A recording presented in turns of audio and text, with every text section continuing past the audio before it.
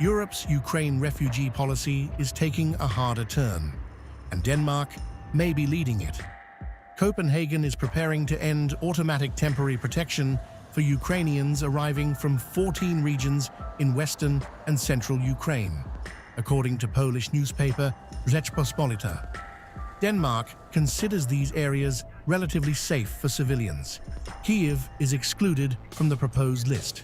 If approved, Ukrainians from those regions could lose the automatic route to protection and face individual assessments instead.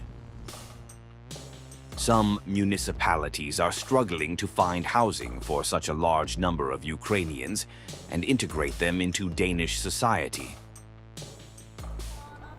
The numbers show why Denmark is making the move.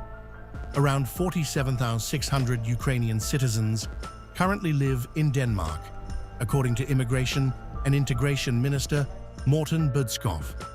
He says some municipalities are struggling to house and integrate such a large population.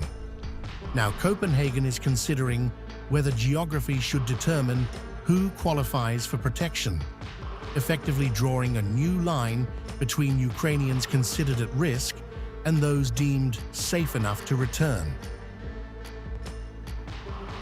And the proposed crackdown does not stop there. Denmark is also considering an employment requirement for Ukrainians receiving benefits, potentially putting greater pressure on refugees to enter the workforce. At the same time, authorities want to review rules allowing education in English and Ukrainian, including remote classes. Denmark is not alone. In the Czech Republic, Lower House Speaker Tomio Okamura has called for Ukrainian refugee benefits to be abolished, arguing that employed Ukrainians should obtain regular residence permits, while others should return home. Media reports also say dozens of Ukrainians there have recently been denied temporary protection over documentation linked to military service obligations. The bigger message is unmistakable. Europe is beginning to rethink wartime refugee protection.